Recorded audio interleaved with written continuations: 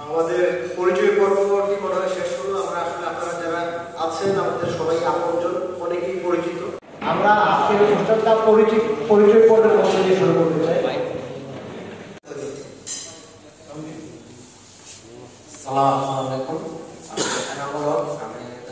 বিভিন্ন অনিয়ম, দুর্নীতি ও নিবর্তনমূলক কার্যক্রমের ফলে সদ্য সংগঠিত ছাত্র জনতার বৈষম্য বিরোধী আন্দোলনের মাধ্যমে অভূতপূর্ব মনোযোগী প্রতিষ্ঠা লাভ করেছে। আমরা এখন এক নতুন বাংলাদেশ গড়ার প্রত্যয় নিয়ে যাত্রা শুরু করেছি। এই আন্দোলনে আবু সাহিদ সহ অনেক ছাত্র, সাধারণ মানুষ ও পুলিশ সদস্য শহীদ হয়েছে। আমরা প্রত্যেক বিধি আত্মার মাগফিরাত কামনা করছি। তাদের শোকসন্তপ্ত পরিবারের প্রতি গভীর সমবেদনা জ্ঞাপন করছি। আপনারাও সোচ্চার ভূমিকা রাখবেন বলে আমি প্রত্যাশা করি। আপনাদের জন্য পুলিশ সুপারের দরজা সবসময় উন্মুক্ত থাকবে। আইন শৃঙ্খলা সমুন্নত রাখতে যে কোনো ধরনের তথ্য দিয়ে আমাকে, সর্বোপরি জেলা পুলিশকে আপনারা সহযোগিতা করবেন।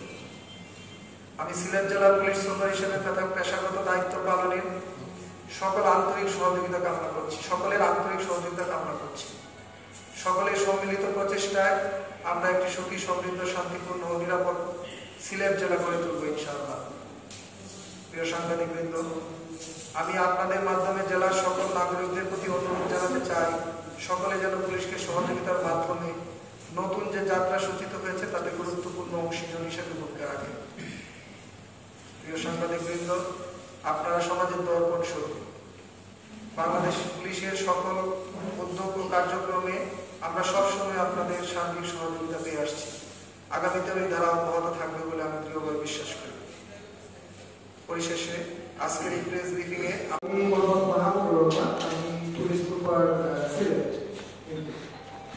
আসসালামু আলাইকুম, আমি মোহাম্মদ শরফ তালুকদার, সহকারী পুলিশ সুপার। আমি নিজেও সিলেটে পাশাপাশি আমি BSc ada isi dulu dulu aku dedikasi di sini gitu. সাবেক ভারপ্রাপ্ত সাধারণ সম্পাদক। আমি মাসুদ আহমদ, আমি কাজ করি ঢাকা বসে।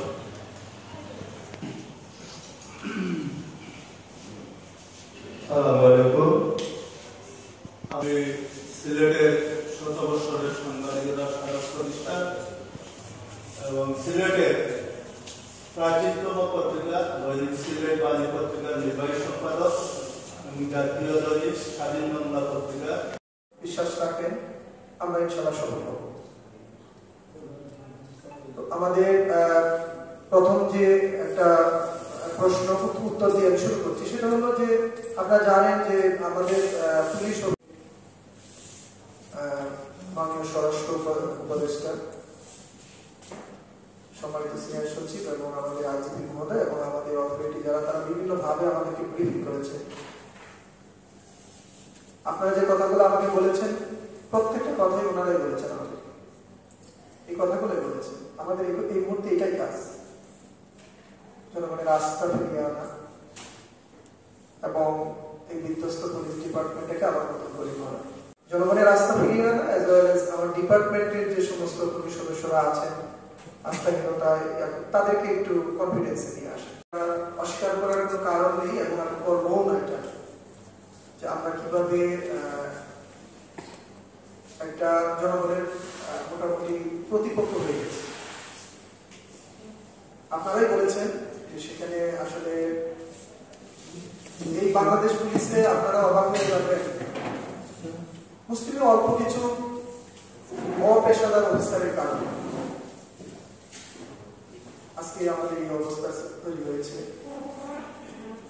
আমাদের সিংহভাগ পুলিশ সদস্য অনেক ভালো, আমরা তাদের সাথে কাজ করেছি, এটা আমাদের একটা পরিবারের মতো। সেই ডিপার্টমেন্টটাকে, সেই বাহিনীটাকে একটা পর্যায়ে নিয়ে যাওয়া হয়েছে এবং এখানে আপনারা অনেকেই বলেছেন যে আসলে যে ভালো যারা ছিল বা দেশকে যারা দিতে পারত তারা আসলে সুযোগ পায় না, আমরাও সুযোগ পাই। তো আমরা আবার নতুন করে শুরু করতে চাই আপনাদের সহযোগিতায়।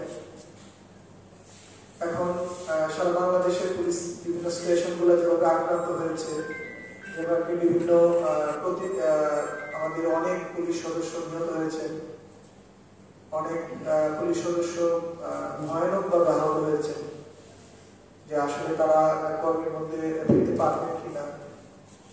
এটাই রাজারবাগ পুলিশ হাসপাতালে আমার বাসা ছিল, এখানে আমি নিজে এই হাসপাতালে গিয়ে ওদেরকে দেখেছি।